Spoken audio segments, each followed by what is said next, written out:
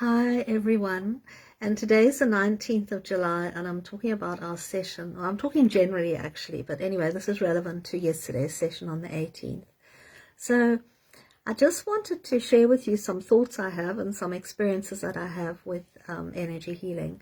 And those thoughts are the things like emotions like anger, bitterness, resentment, anxiety can all lead to, or my belief system in terms of the work I've done and the people I've helped so far, can lead to inflammatory responses from the body. So we store these feelings, we're unable to process them, and what happens is over time they manifest as things like arthritis, things like grief as well. If we don't process and heal grief, we start to manifest diseases like arthritis, things that are inflammatory in our bodies. And so this is, wonderful to know and all the rest of it. So what can I do to help myself? And I was speaking to a client of mine this week who said, since she started working with me, she's really worked on letting go of her emotions, not, allowing them to fester. And then we had a conversation about journaling, and I said to her, well, do you journal? And she said, no, because I don't want to journal on the negative stuff, and it's also negative. And we talked about that, and I think she has sort of a semi-valid point. Journaling is fantastic to let go of feelings, because journaling is a way of processing. It's called processing.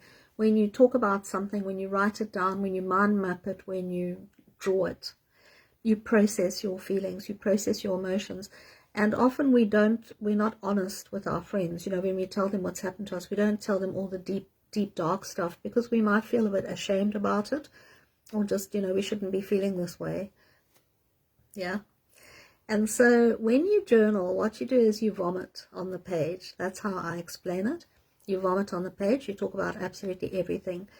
And what you can do at the end of your journaling activity, journal on all your feelings and your grief and your pain, whatever is needed, you feel that you need to release and that you haven't released. Like, say something happened, you had an argument with a friend, or someone died or something, and you just don't know how to, you're pushing those feelings away. You're pushing them away because you notice yourself pushing them away and saying, oh, I shouldn't feel that way, I shouldn't be reacting that way, are typically the things we might say. So journaling on them, and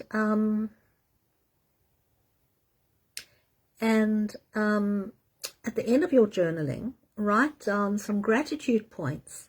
So, and the way to do this is to say that I am grateful for, I'm so grateful for.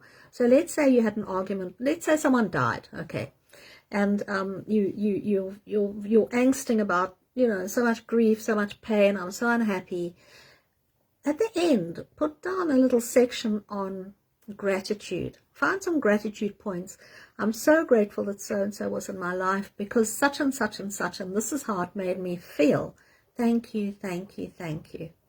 And you do that, maybe 5 points of things that you're grateful for. It's important to say, I'm grateful for, and then explain why you're grateful, and then thank you, thank you, thank you. And 3 is the key, to say thank you 3 times. And then when you've done those 5 gratitude points, pick up your journal and read those 5 points, and read each one twice. So read it aloud and feel into the gratitude. So you're not just focusing on the negative, you're finding wonderful things about that relationship that made you really happy.